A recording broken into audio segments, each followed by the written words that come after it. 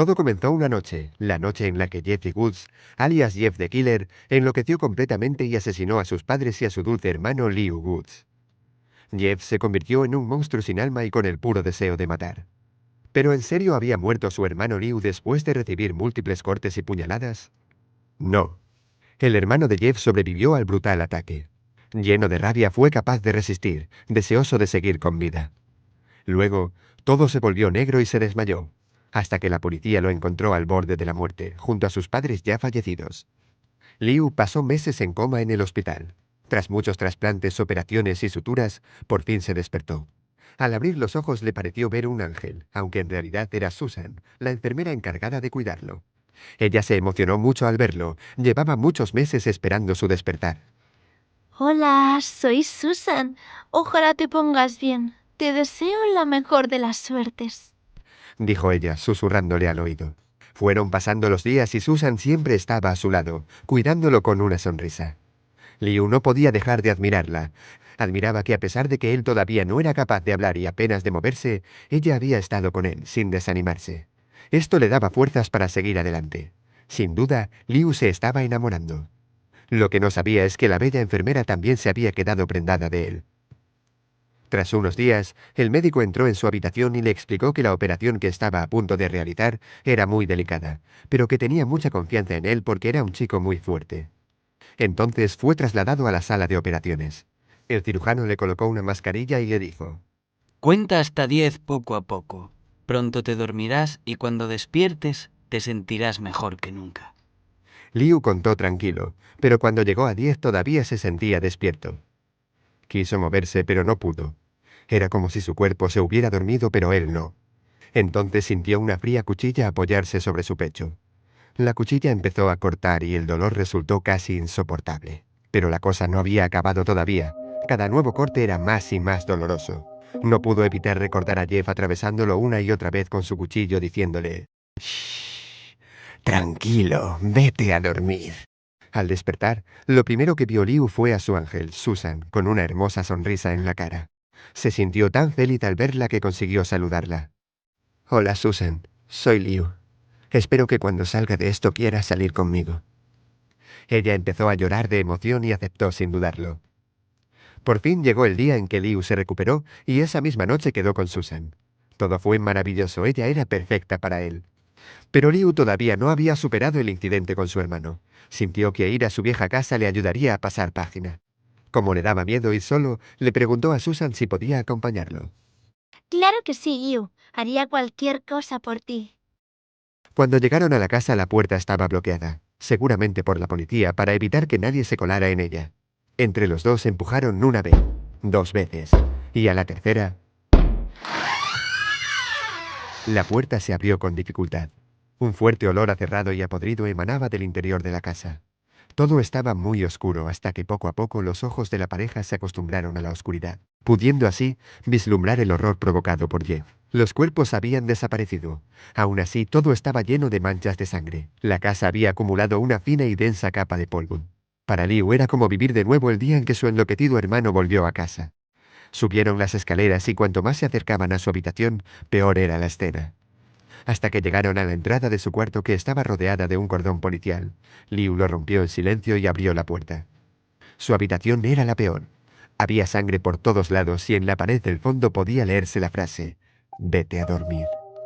Al leer esto se quedó helado. De repente cayó al suelo y empezó a gritar. No podía dejar de recordar cada cuchillada que Jeff le había dado. Volver a la casa había sido una mala idea. Liu no podía parar de pensar en su hermano. Lo escuchaba en su cabeza. «Shh, vete a dormir. Jeff, te veré en el maldito infierno cuando los dos hayamos muerto». Liu quería matarlo, acuchillarlo una y otra vez. Una enorme sed de muerte y venganza recorrió todo su cuerpo. Liu, cariño, ¿estás bien? Preguntó Susan desde las escaleras. Él agarró un cuchillo perdido en el suelo y corrió hacia la puerta, y allí estaba Susan, con su cara de ángel. Estuvo a punto de cometer una estupidez, pero ¿qué le había pasado en esa habitación? Consiguió tranquilizarse y los dos salieron juntos de la casa. Susan lo vio temblando y asustado. Yo cuidaré de ti hoy. Le dijo con su preciosa sonrisa. De camino a casa, un ladrón les asaltó y le robó el bolso a Susan, haciéndole daño. Una rabia inmensa se apoderó de Liu y quiso correr tras el atracador. Pero no una rabia normal. Era una rabia que lo incitaba a matarlo con sus propias manos. Deseaba hacerlo con todas sus fuerzas. Le dijo a Susan que se fuera yendo para casa, cogió el cuchillo y acabó con la vida del ladrón, apuñalándolo repetidas veces. Liu en ese momento se dio cuenta de que sus ganas de matar eran reales. Se había vuelto loco, no creía que pudiera pasar mucho tiempo más hasta que volviese a asesinar a alguien. Nadie volvería a hacerle daño a Susan nunca más. Pero no podía ir por ahí matando a todo el mundo. Él no era Jeff. Así que decidió solo matar a la mala gente. Pasó el tiempo y cada vez eran más y más los asesinados por Liu. Se compró un traje de cuero porque así era más fácil limpiarlo. Estaba harto de tener la ropa llena de sangre. Una tranquila noche salió a celebrar con Susan su aniversario a un restaurante. Liu estaba más enamorado que nunca, así que aprovechó y le pidió matrimonio. Obviamente Susan dijo que sí. Todo parecía perfecto. Hasta que en la salida, un maldito llegó con un arma y disparó. Susan cayó. La ambulancia llegó demasiado tarde y Susan murió. Lleno de ira, arremetió contra los médicos que iban en ella. Si hubiesen sido más rápidos, quizás su ángel habría sobrevivido. Los asesinó a todos, pero esto no curó el dolor por la muerte de su amada. Así que cogió un bisturí, se cortó una sonrisa en la boca y luego se la cosió. Así, nadie podría notar que en realidad estaba sufriendo por dentro. Después se cosió la fecha de la muerte de Susan en el pecho, al lado del corazón. Así nunca olvidaría que este mundo cruel le arrebató lo único que amaba. A partir de entonces, Liu Wood se hace llamar Homicida Liu, y se pasea dando muerte a todo el que parece feliz, pues si él ya no puede serlo, nadie debería. Era septiembre de 1811, y el pequeño Stephen Elliot, que acababa de quedarse huérfano, se mudó con su primo mayor a Aswarby Hall, un caserón en la campiña inglesa. Algo sorprendente, ya que los habitantes de la zona sabían que Abney era un huraño estudioso de antiguas religiones que detestaba el contacto humano. El señor Abney acogió con alegría a su joven primo. Le presentó a la señora Bunch, su ama de llaves, que no tardó en hacerse amiga del niño. Llevaba 20 años trabajando en la casa y contestaba gustosamente a todas las preguntas que Stephen le hacía.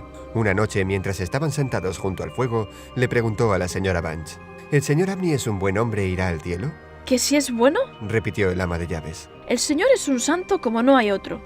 ¿No te ha contado nunca cómo recogió a un niño en la calle? ¿Y a una niña también? Cuéntemelo, señora Bunch. Bueno, de la niña no me acuerdo muy bien. El señor Abney la trajo hace mucho. La pobre criatura era huérfana. Vivió aquí 3 semanas. Luego, una madrugada, se marchó antes de que nos levantásemos ninguno de nosotros. Nadie volvió a verla más. ¿Y qué pasó con el chico?, preguntó Stephen. Ah, pobre muchacho. Suspiró la señora Bunch. El señor lo encontró hará unos 6 años. Era extranjero y no tenía a nadie en el mundo. Estuvo aquí un tiempo y luego se fue una mañana, igual que la niña, y no volvimos a saber de él.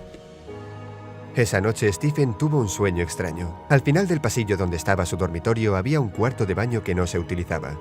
A través de la cristalera de la puerta se veía una vieja bañera al pie de una ventana. Stephen soñó que estaba mirando a través del cristal. La luz de la luna entraba por la ventana. Tendida en la bañera había una niña delgada, envuelta en un sudario. Tenía unos finos labios extendidos en una sonrisa pálida y horrible. Se apretaba las manos con fuerza sobre el corazón. Mientras Stephen miraba, la niña empezó a gemir y a mover los brazos. El terror de esta visión le despertó. Descubrió que estaba de pie en el pasillo. Con notable valor se asomó a mirar por el cristal para comprobar si estaba la figura de su sueño, pero allí no había nadie. Stephen regresó a la cama. A la noche siguiente, la señora Bunch se hallaba en la despensa mientras Stephen jugaba cerca. El señor Parks, el mayordomo, entró corriendo a decirle algo a la señora Bunch, pero no vio a Stephen. Si el señor Abney quiere vino, que baje a cogerlo él, señora Bunch. Tartamudeó el mayordomo. Yo a la bodega no vuelvo a bajar.